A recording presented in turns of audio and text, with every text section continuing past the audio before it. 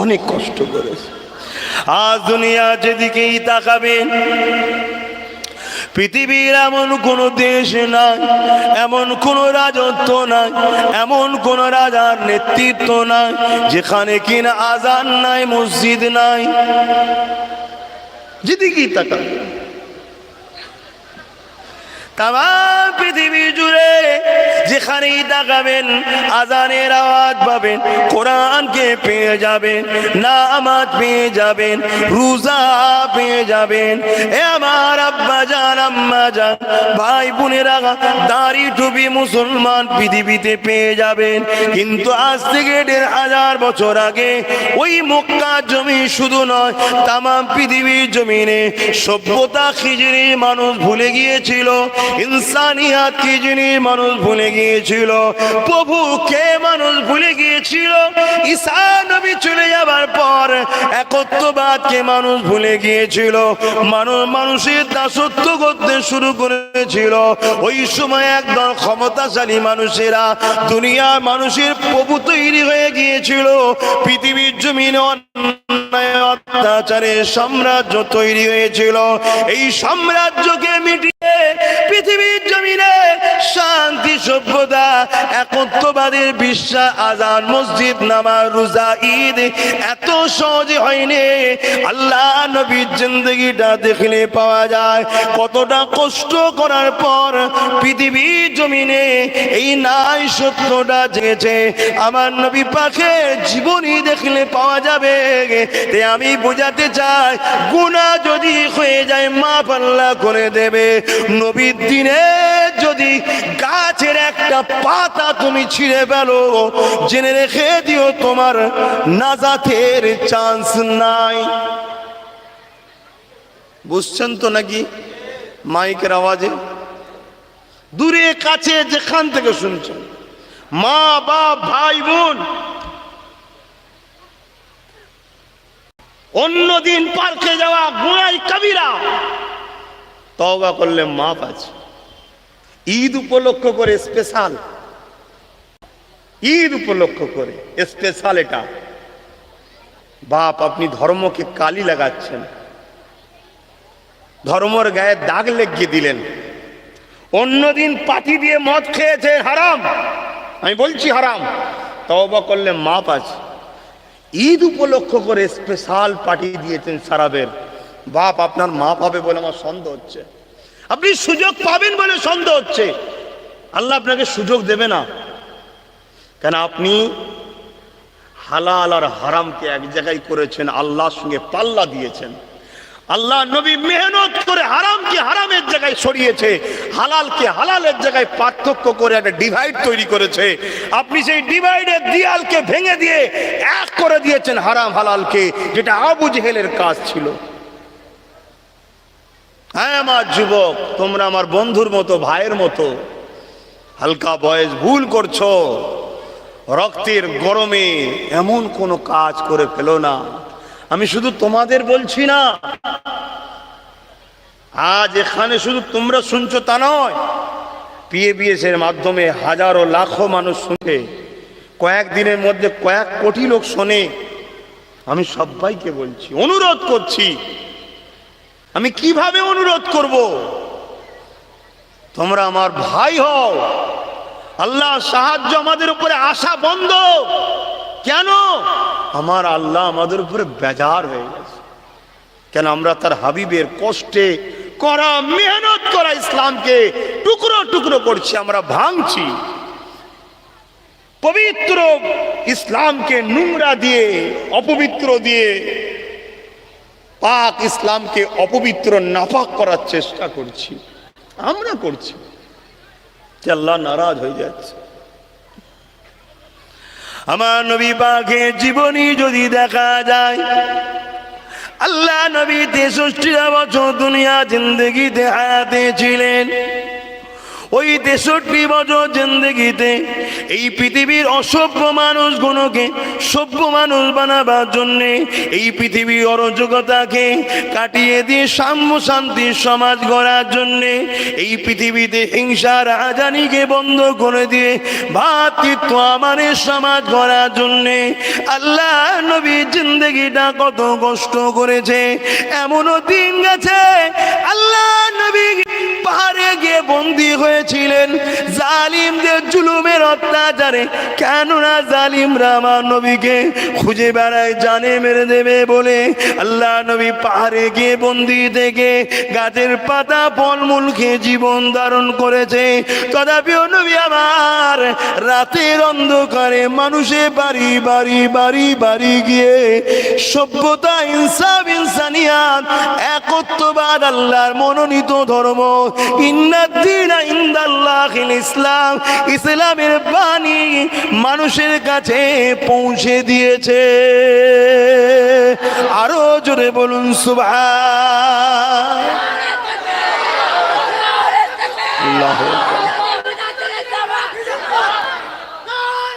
আল্লাহ এত সহজে আমরা পাইনি।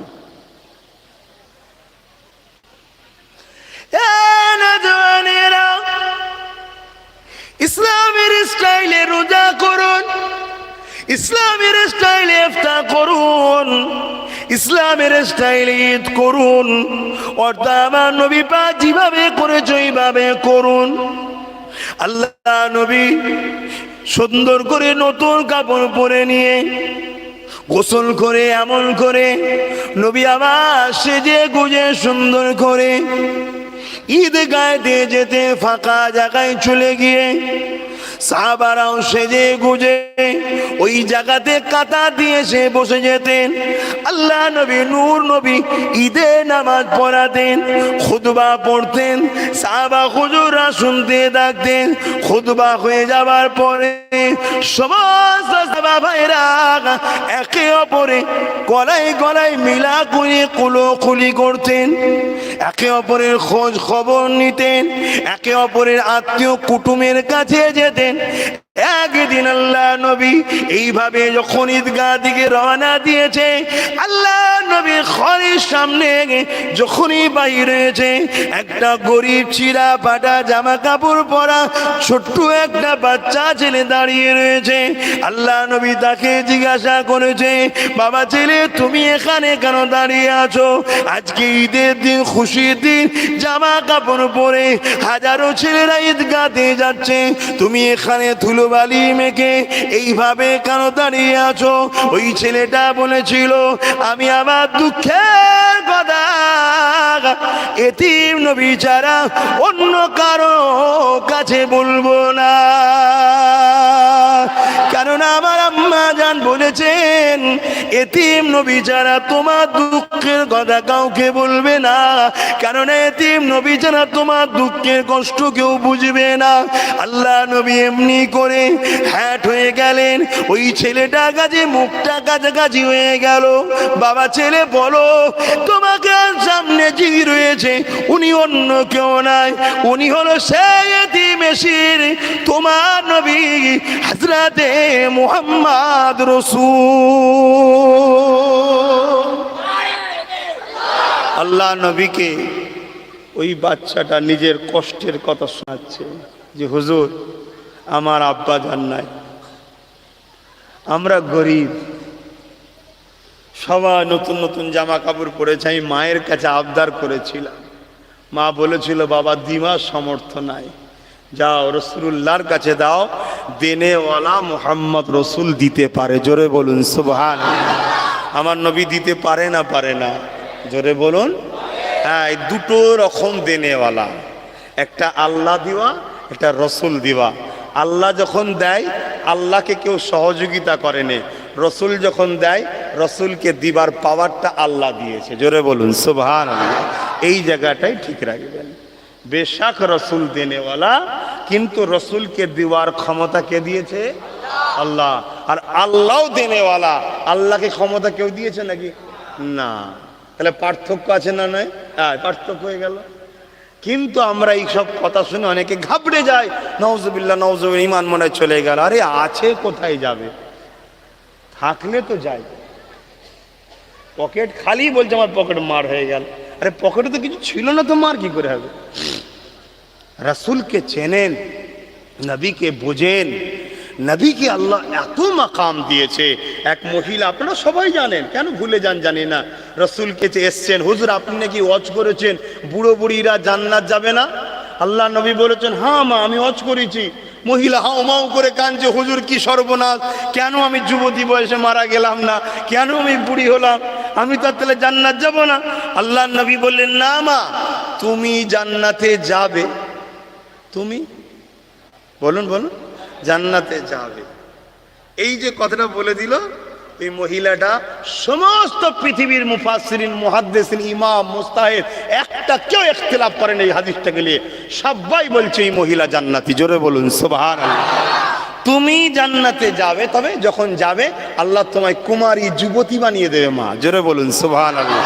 আমি এটা বুঝাতে চেয়েছি, মা তুমি জান্নাতে যাবে, চিন্তা করো না। মহিলা খুশি হয়ে গেল। এই যে কথা রাসূল বললেন, কবে বিচার হবে? এখনো বিচার হয়েছে নাকি? 1450 বছর আগে নবী বলেছে, এখনো কতদিন দুনিয়া আছে কে জানে। আবার মানুষ চলে যাবার পর এই পৃথিবীটা কতদিন যে এমনভাবে থাকবে তাও বা কে জানে। তারপরে ময়দানে মাশর হবে, কানা মিকদারু 50 আলফা সানাতিন, 50,000 বছরের একটা দিন হবে। তারপরে বিচার হবে। এত আগে নবী বলে দিলেন, মা তুমি জান্নাতে যাবে। মুখ নবীর কথা ছিল আল্লাহর। জোরে বলুন সুবহানাল্লাহ। ওই মুখটাকে আল্লাহ এমন ভাবে তৈরি করেছে, ওই মুখটাতে যেটা বলে কামলিওয়ালার কথাকে আল্লাহ কবুল করে। জোরে বলুন সুবহানাল্লাহ। হ্যাঁ হ্যাঁ, নেতাকে মানার মতো মানো। নেতা মানি আর নেতার খুদ ধরি, নেতা কি খুশি হয়? বলুন না, আপনি ইমাম সাহেব, আপনি মৌলানা সাহেব, আমি হুজুর সাহেব, উনি শায়েখ সাহেব, উনি আমির সাহেব, বিভিন্ন ভাষায় ডাকা হয়। সব কিছুর মূল একটা, ইসলামের রাস্তা যারা দেখায়। কথা বুঝে আসছে? যদি আপনি যাকে শিক্ষক, আপনার ছাত্র যদি আপনার খুঁত ধরে, আপনার কি ভালো লাগবে? আপনি বলেন বিয়াদব ছেলে, শুধু খুঁত ধরছে, তাই না? তাহলে আমার রসুলকে আমরা মানি বলি, অথচ খুঁত ধরছি। দুনিয়ায় এত কিছু হচ্ছে, কোনো জিনিসের খুঁত নাই। ভেজালে দুনিয়া ভরে গেল, গ্যাসের জ্বালায় মানুষ মরে গেল। ওই গ্যাস কথা বলছি না, যেটা 1200 টাকা হয়ে গেছে, ওটার কথা বলছি না। ওটা বললে তো আবার সাহেব খেপে যাবে, খবর পেয়ে গেলে। বুঝতে পারছেন না? ও সাহেব খেপে যাবে, কোথায় নিয়ে যাবে, কি করে দেবে, ওই বোঝাই যাবে, ধরে ধরে মেরে দিচ্ছে যাকে তাকে। বুঝতে পারছেন না? ও গ্যাসের কথা বলছি না, পেটের গ্যাস। খাদ্যর জ্বালায় পেটে গ্যাস হচ্ছে না, হয়নি, ভেজাল খাদ্যর জন্য। এইসব নিয়ে এত টেনশন নেই। রসুলের শান মর্যাদা বাড়লেই টেনশন। কেন কেন? আল্লাহ যাকে না বানালে কোনো কিছু বানাতেন না। আল্লাহ যা খাতিরে কায়নাতকে তৈরি করেছেন, আল্লাহ যার জন্য কুল কায়নাতকে বানিয়েছেন, আল্লাহ যাকে হাবিবুল্লাহ লাকাব দিয়েছেন, আল্লাহ যাকে তিনার দিদার দিয়ে ধন্য করে দিয়েছেন, আল্লাহ জিনাকে নিজের মেহমান বানিয়ে নিয়ে গেছে। এ যুবকেরা, তরুণেরা, বাপেরা, যে নবী পাকের শান মর্যাদা সম্বন্ধে আল্লাহ জানিয়ে দিয়েছে, তোমাদের কথার আওয়াজটা যদি আমার হাবিবের কথার আওয়াজের উপরে চলে যায়, আমি আল্লাহ তোমাদের আমলগুলোকে বরবাদ করে দেবো। যে নবী পাকের দরবারে সম্মান আল্লাহ এত দিয়েছে, আমার নবী পাক যখন সাহাবাদেরকে দাওয়াত করত, সাহাবারা আমার নবী পাকের দরবারে যেতে, আল্লাহ নবীর দরবারে মেহমানদারি হয়ে যেত। সাহাবারা খাওয়া দাওয়া করার পরে ওই জায়গাতে একটু বসে থাকতো। সঙ্গে সঙ্গে আল্লাহ অপছন্দ করতেন এই বসে থাকাকে, সঙ্গে সঙ্গে ফেরেশতা পাঠিয়ে দিতে, এ জিবরিল যা আমার হাবিবের দরবারে যা, আমার হাবিবের সাথী দেখে এখনই দরবার থেকে বেরিয়ে যেতে বল। কেননা আমার হাবিব বড় লজ্জা করে, কাউকে বলতে পারে না। কিন্তু দুপুরে খাবার পর একটু কাইলুলা করতে হয়, আমার হাবিবকে একটু রেস্ট নিতে হবে। আমার নবী পাকের এই সামান্য সামান্য বিষয় বুঝাবার জন্য সামান্য বলছি, এই বিষয়গুলো দায়িত্ব দোনো জাহানের সৃষ্টিকর্তা আল্লাহ নিজে দায়িত্ব নিয়েছে। সেই নবী পাকের শান মর্যাদা আল্লাহ পাক কত বাড়িয়েছে। এই সেই নবী পাকের মর্যাদার কথা বললে কেন দিলটা ব্যথা হয়? সেই নবী পাকের আলোচনা করলে কেন দিলটা ভালো লাগে না? সেই নবী নবী নবী নবী করলে কেন মাহফিলে যেতে মন যায় না? সেই নবীর দিনের কথা বললে কেন শুনতে মন যায় না? সেই নবীর দিনের জন্য কেন সময় দিতে ইচ্ছা যায় না? সেই নবী রেখে যাওয়া বিধানগুলোকে কেন জিন্দগির মধ্যে বাস্তবায়ন করতে মন যায় না? মনে রেখে দেবেন, পৃথিবীর কাউকে আল্লাহ আমাদের জন্য মডেল করেনি, আমাদের জন্য আল্লাহ একজনকে মডেল করেছে। লাকাদ কানা লাকুম ফি রাসূলিল্লাহি উসওয়াতুন হাসানা। এই বিশ্বে মানুষ শুনে রেখে, আমি তোদের রব সৃষ্টিকর্তা বলি, আমি আল্লাহ তোদের জন্য একটা উসওয়াতুন মানে হচ্ছে মডেল পাঠিয়েছি। ওই মডেলটা অন্য কেউ নয়, ওই মডেলটা হলো আমিন আল্লাহ আব্দুল্লাহ দুলাল। এই যা কিছু জিন্দগিতে করবে আমার নবীকে মডেল হিসাবে ফলো করো। নামাজ পড়বে নবীকে দেখো, রোজা রাখবে নবীকে দেখো, ঈদ বানাবে নবীকে দেখো, দান খায়রাত করবে নবীকে দেখো, যাকাত দেবে নবীর থেকে শেখো, কন্যার বিয়ে দেবে নবীকে দেখো। এ দুনিয়ার মানুষ হজ করবে, আজ তো হজে গিয়ে সেলফি তোলার জ্বালাতে মানুষ তো পেরেশান হয়ে যাচ্ছে। না বন্ধু, হাজি নামটা জড়াবার জন্য যে লাভ নাই, আল্লাহকে খুশি করার জন্য যান।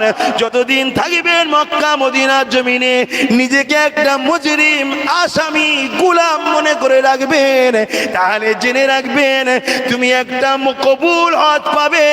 আর কবুল হজ মানে মায়ের পেট থেকে বেরোলে যেরকম কোনো গুনাহ থাকে না, ওই রকম বেগুনাহ তুমি হয়ে যাবে। আরো জোরে বলুন সুবহান।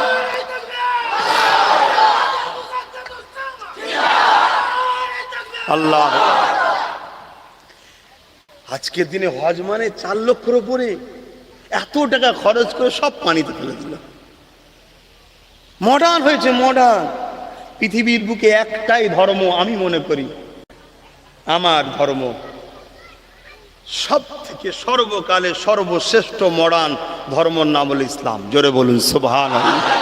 সর্বসময় সমস্ত সমস্যার সমাধান দরজা খুলে সবাইকে দিতে লেগেছে, তার নাম হলো ইসলাম। জোরে বলুন সুবহানাল্লাহ।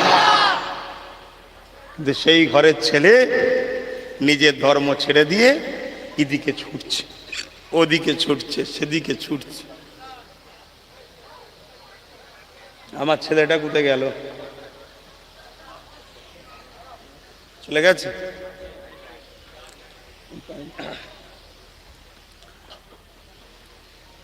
বোঝার চেষ্টা করেন আমার ভাইরা, আমার আব্বা জানেরা। আমি আপনাদের কারো কাছে ছেলের মতো বয়সী, আমি জ্ঞান আপনাদের দিচ্ছি না আব্বা, শুধু ধরিয়ে দিচ্ছি। জাবানার মুজাদ্দেদের আওলাদ বলে সম্মান করেন, নবী বংশের বাচ্চা বলে সম্মান করেন, তাই ধরিয়ে দিচ্ছি, শুধু ধরিয়ে দিচ্ছি। একটু ভাবেন, অনেক কষ্টের পর এই ইসলামকে আমরা পেয়েছি, অনেক কষ্টের পর এই ইসলামকে আমরা পেয়েছি। আমার ঈসা নবী চলে যাবার পর, ঈসা নবী চলে যাবার পর মানুষ ইসলাম ভুলে গিয়েছিল। অনেকে, আমার কওমের লোকেরা ভাবে অনেকে যে নবী থেকে ইসলাম শুরু, আমার কওমের লোকেরা ভাবে। আর টিভিতে তো প্রায় সময় দেখা যায় ডিবেট হয়, 150 বছরের ইসলাম, 150 বছরের ইসলাম। আর আমরা বলতে পারি না, আমরা জানি না তো। আরে ইসলামের মূল মন্ত্র হচ্ছে লা ইলাহা ইল্লাল্লাহ, লা ইলাহা ইল্লাল্লাহ। এটা হচ্ছে প্রথম অর্থ। তার মানে নেই কোনো ইলাহা, আছে যিনি একজন, তিনি কে? সবাই বলবেন কে? বাপ আদম এটা মেনেছিল? বলুন, বাপ আদম এটা মেনেছে না মানে নেই? বাপ আদম একজনের উপাসনা করতো না, দুজনের না তিনজনের? একজনের। লা ইলাহা ইল্লাল্লাহ, নেই কোনো ইলাহা আল্লাহ ছাড়া, মুহাম্মদ রাসূলুল্লাহ আল্লাহর প্রেরিত রাসূল। বাপ আদমেরও কলেমা ছিল লা ইলাহা ইল্লাল্লাহ মুহাম্মদ রাসূলুল্লাহ, জোরে বলুন সুবহানাল্লাহ। আর শাহজিমের উপর লেখা ছিল, আব্বা বলেছিলেন আল্লাহ আপনি তো এক, কুল হুয়াল্লাহু আহাদ আল্লাহুস সামাদ, আপনি তো কারো মুখাপেক্ষী নয়, লাম ইয়ালিদ ওয়া লাম ইউলাদ, আপনি কারো থেকে নয়, আপনার থেকেও কেউ নয়। অর্থাৎ আপনি বাচ্চা, সন্তান আপনার নেই, আর আপনার বাপ মাও নাই, কারো থেকে আপনি সৃষ্টি নয়, আপনার থেকেও কেউ সৃষ্টি, কেউ পয়দা নয়, সৃষ্টি আলাদা পয়দা আলাদা, কেউ আপনার থেকে জন্ম নয়। তাহলে আপনার নামের সঙ্গে ওটা কার নাম? আমার আল্লাহ বলেছিলেন ওটা আমার দোস্ত মুহাম্মদ রাসূল, জোরে বলুন সুবহানাল্লাহ। তাহলে দোস্ত করা আল্লাহর সুন্নাত, জোরে বলুন সুবহানাল্লাহ। কিন্তু আল্লাহর দোস্তর মতো পৃথিবীতে দ্বিতীয় কেউ দোস্ত পাবে? জোরে বলুন, পাবে না। তবে হ্যাঁ, আল্লাহর দোস্তর সঙ্গে গোলামি সম্পর্কটা রাখো। কেন আমার দুনিয়ার দোস্তর সাথে বেদাওতি 10টা এলে যদি আমি বলি বসো, তাড়িয়ে দিই না, দোস্ত খাতিরে, দোস্ত মনে দুঃখ পাবে। তো রাসূল আল্লাহর দোস্তর সাথে যদি আমরা গোলামি সম্পর্ক রাখতে পারি, ইনশাআল্লাহ আশা রাখা যায় সেদিন আল্লাহ দোস্তকে খুশি করার জন্য তাড়িয়ে দেবে না, জোরে বলুন সুবহানাল্লাহ। আল্লাহ তো কোরআনে ওয়াদা করেছে, ওয়ালা সাওফা ইউতিকা রাব্বুকা ফাতারদা। ফাতারদার ব্যাখ্যায় দেখুন, হাবিব কিয়ামতের দিনে আমি ততক্ষণ পর্যন্ত আপনার দোয়া কবুল করব যতক্ষণ না আপনি খুশি হবেন। হযরত আবু হুরায়রা বলছেন, আমার নবীর একটা ঈমানদার উম্মত যখন না জান্নাতে যাবে ততক্ষণ নবী খুশি হবে না, জোরে বলুন সুবহানাল্লাহ, আরো জোরে বলুন সুবহানাল্লাহ। কিন্তু আমার নবীর দিনের যারা ক্ষতি করবে তাদের ঈমান থাকবে বলে মনে হয়? হ্যাঁ বলবেন তো? এটা বোঝার চেষ্টা করুন। তাই ধর্মের, রাসূলের দিনের ক্ষতি করবেন না, ক্ষতি করবেন না। মানতে পারেননি, হালকা বয়সে ছুটে গেছে নামাজ, ছুটে গেছে রোজা, ছুটে গেছে, অনেক ভুল করে ফেলেছে, মোবাইল ঘাঁটতে ঘাঁটতে গান শুনে ফেলেছে, একটু নাচ এসছে দেখে ফেলেছে, কথা বোঝা আসছে না, খেলা হচ্ছে, এসব শয়তানদের প্ল্যান। যে খেলাটা সবাই দেখবে, কিছু মুসলমানও দেখবে, ওর বীজখানে একটু অর্ধ উলঙ্গ নারীর নাচ দেখিয়ে দে, যাতে মোল্লাগুন ওটাও দেখে নেয়। কথা বুঝছেন না? কত ভাবে আমাদেরকে বিহায়া জাহান্নামী বানাবার চক্রান্ত করছে ইসলামের দুশমনরা। ভাবুন, উচিত তো আমাদের ছেলেদের ওই সব খেলাকে থেকে দূরে থাকা, যারা কখনো আমার ও আমার সমাজের গরিবদের কাজে লাগেনি, তাদের জন্য বেকার সময় দিয়ে কি লাভ? রাত 12টা একটা ইমাম ডাকলে সাড়া দেয় না, রাত 1টায় কোনো হাফেজে কোরআন ডাকলে সাড়া দেয় না, রাত 2টোয় কোনো পীর ডাকলে সাড়া দেয় না। অথচ এই আলেম, এই ইমাম, এই হাফেজ 5 ওয়াক্ত নামাজও দোয়া চাইছে, সর্বসময় দোয়া চাইছে আমাদের জন্য, এদের ডাকে কখনো সাড়া দেয় না। অথচ আমার ঘরের কোটি কোটি যুবকরা রাত 2টো, 3টে, 1টা যখন বলবে, টিভি খুলে বেঈমান, জালিম, দাজ্জালের অনুসারীদের খেলা দেখার জন্য বসে আছে। এগুলো আমাদেরকে ব্যথা দেয়। আমি একজন আলেম হিসাবে কষ্টের কথা বলছি। এখানেও অনেক হাফেজ আলেম থাকতে পারে, তাদের হয়তো বলার সাহসিকতা নাই, বা সবাইকে সব কথা আল্লাহ বলতেও দেয় না, কিন্তু তাদেরও দিলের ব্যথা এটা যে হায় রে, আমি বিপদে বললে রাত 1টা 12টায় কখনো সাড়া দেয়নি, অথচ এদের জন্য কাঁদি, এদের জন্য দোয়া করি। আল্লাহ বিশ্বের মুমিন মুমিনাদেরকে যা হিফাজত করুন, রুজিতে বরকত দিন, জালিমদের হাত হিফাজত করুন। কি গো, দোয়া চাওয়া হয় না? হয় না? নামাজে দোয়া চাওয়া হয়, আত্তাহিয়াতুতে দোয়া চাওয়া হয়, এবং দোয়া মাসুরাতে দোয়া চাওয়া হয়, নামাজের পরে দোয়া চাওয়া হয়, সর্বসময় দোয়া চাইছি, আমাদের বিপদে বেরোয় না। কিন্তু যারা কখনো আমাদের ঘরে চাওয়া তো দূরের কথা, যেসব দেশে আজানকে বন্ধ করার জন্য প্ল্যান করে, যারা মসজিদে আজান দিয়াকে মসজিদকে ব্যান করে, যারা, তাদের জন্য আমাদের ছেলেরা গই গই করে। আর এই কথাগুলো যখন আমি ওয়াজ করি, এই ওয়াজকে আবার কিছু আমাদের ঘরে ছেলেরা কাটিং করে ছাড়ে, সেই কাটিংগুলোকে নিয়ে আবার একদল মিডিয়া ছাড়ে, ছেড়ে বলে দেখো কেমন কট্টরবাদী মৌলবি, দেখো মোল্লা এই বলে, মোল্লা ওই বলে, মোল্লা ওই বলে। যাই বলি নাই বলি, তোমারও তো গায়ে লাগে কেন? তার মানে এও শয়তান ওদের দিকেই। কথা বুঝছেন না, বোঝেন না? এই যে বুঝাচ্ছি কওমের ছেলেদের ঘরে, কওমের ছেলেরা তওবা করবে, ফিরে আসবে। শয়তানের ছেলেরা দেখছে আমাদের দলের লোক কমবে। কথা কিছু বুঝছেন? আমাদেরকে তারা টার্গেট করে, আমাদের মতো হকবাদী, আমি একা নয় আরো হকবাদী আছে, টার্গেট করে, তাদেরকে সুযোগ পেলে ক্ষতি করে। কথা বুঝে আসছে? কিন্তু আমার কম, আপনারাই তো আমাদের সাথে নাই। এই দেখা হলো শুধু আসসালামু আলাইকুম, ভালো আছেন? এখন তো মোটরসাইকেল থেকে নেবে সালাম দিবার সময় নেই। কেউ কেউ তো মোটরসাইকেল আমার দলে যে আমি ওপরে উঠে চলে যাই, ওদিকে আবার যাচ্ছি। আহা আহা, আদবে আউলিয়া তৈরি হয়, বিয়াদবে আবু জেহেল তৈরি হয়। আদব করতে শিখুন। আমি পীরের ছেলে বলে বলছি না, প্রত্যেকটা কোরআনের জ্ঞান যাদের মধ্যে আছে, ছোট হোক আর বেশি হোক, আলেম হাফেজ ইমামকে আদব করুন। আজ আমার কম যদি তোমাদের কওমের রেহনুমা যারা, তাদেরকে যদি তোমরা আদব না করো, তাহলে কারা করবে? হ্যাঁ জানি, রাসূলুল্লাহর হাদিস আমিও জানি। আল্লাহ নবী বলেছেন আসমানের নিচে জমিনের উপরে আখরি জামানায় সব থেকে নিকৃষ্ট হবে একদল আলেম, নবী বলেছে, আমি জানি। কিন্তু তারপরেও তোমরা আম মানুষ কখনো আলেমদের বিরুদ্ধে কথা বলবে না। সোশ্যাল মিডিয়ায় হোক, যেখানে হোক, যখন দেখবে চাল চলন কোরআন হাদিসের বেখিলাফ দেখছি, তার থেকে সরে যাও, মুখ ঘুরিয়ে নাও, তার মাহফিলে যেও না, তার কথা মেনো না, তারকে সালাম পর্যন্ত দিতে যেও না, তার থেকে দূরত্ব বাড়িয়ে দাও, মিটে যাবে। কিন্তু তুমি যখন একটা আলেমকে ক্রিটিসাইজ করো, সমাজে এই মেসেজটা খারাপ যায়। কি আমার কথা শুনছেন তো নাকি? আমি ভুল বকছি না?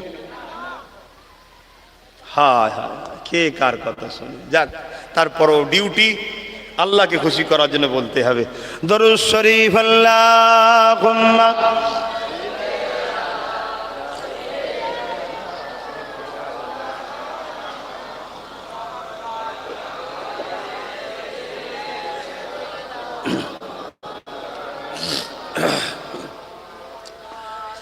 রাতের আধারে যারা সেজদাতে রয়,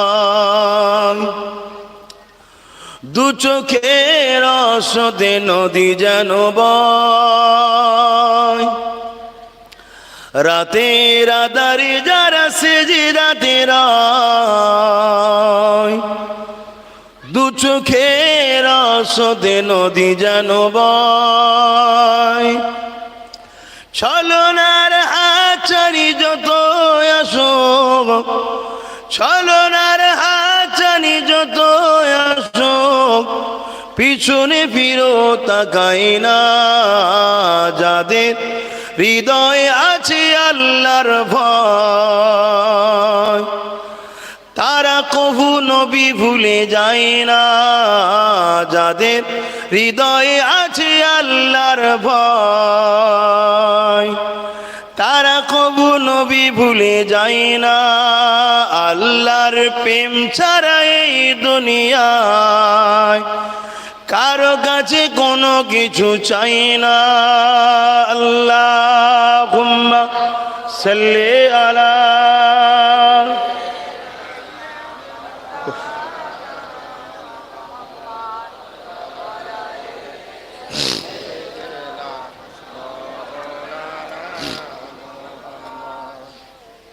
ডাক্তার বলেছে যত পারেন সাদা মাটা খাবেন, যদিও খাবার শখ যায় 12টার আগে খেয়ে ফেলবেন।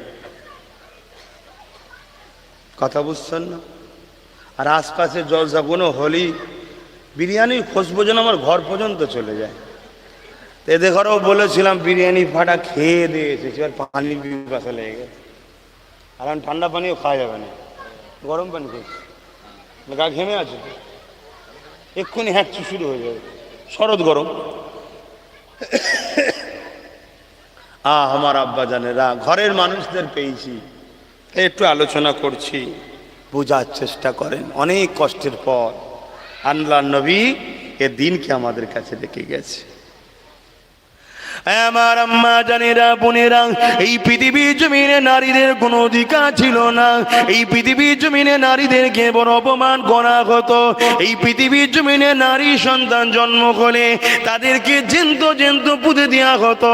এই পৃথিবীর জমিনে নিজের বাপেরাই কন্যা দিওকে হত্যা করে দিত। এ আমার আম্মা জানেরা, এ আমার বোনেরা, এ আমার মায়েরা, বেটিরা, এই পৃথিবীর জমিনে নারীদের কোনো মর্যাদা ছিল না। নারী গুলোকে রাখেল বানিয়ে এমন করে তাদেরকে বাজারে তোলা হতো, তাদেরকে বিক্রি করে দেওয়া হতো, তাদের শারীরিক অত্যাচার করা হতো, তাদেরকে হত্যা পর্যন্ত করে দেওয়া হতো।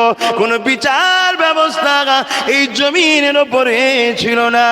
আমার আম্মা জানেরা, এই পৃথিবীর জমিনে নারীদের মর্যাদা, নারীদের অধিকার, ইনসাফের অধিকার, হকের অধিকার, মায়ের মর্যাদা, স্ত্রীর মর্যাদা, কন্যা সন্তানের যে অধিকার, এই পৃথিবীর জমিনে কথায় নারীদের অধিকার দিবার জন্য আল্লাহ নবী অনেক কষ্ট করেছে, আল্লাহ নবী অনেক মার খেয়েছে, অনেক জায়গায় দয়া নবীকে বেইজ্জতি করার চেষ্টা করা হয়েছে। মা বোনেরা, এই পৃথিবীর নারীরা, তোমাদের জন্য আল্লাহ নবী এত কষ্ট করেছে।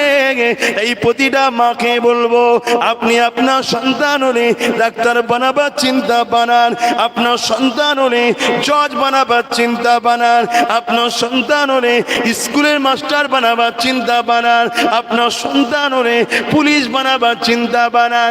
যেটা চিন্তা আছে, যদি ভালো সৎ চরিত্রবান রাজনীতির লিডারও বানাতে চান বানান, কোন ইসলামের নিষেধ নাই। মারে তবে শুনে রেখে দেন, যাই বানান চাই না বানান, মনে রাখবেন আপনার বাচ্চাকে মুহাম্মদ রসুলের গোলাম বানান। ছোটবেলা থেকে যদি আপনার বাচ্চা নবী প্রেমিক হয়, নবীর গোলাম হয়, নবীকে মডেল বলে যদি মেনে নেয়, আপনার বাচ্চা যদি পুলিশ হয়, ওই পুলিশ কখনো ঘুষ খাবে না। আপনার বাচ্চা যদি ডাক্তার হয়, কোনো রুগীর সঙ্গে ধোকা দেবে না। আপনার বাচ্চা যদি নেতা হয়, প্রজাদের মালকে আত্মসাৎ করবে না। যাই হোক না কেন, আপনার বাচ্চা যদি মুহাম্মাদের গোলাম হয়, ওই বাচ্চার কাছে শুধু আপনি নিরাপত্তা নয়, এই দুনিয়ায় বাচ্চার কাছে নিরাপদ থাকবে। আরো জোরে বলুন সুবহান।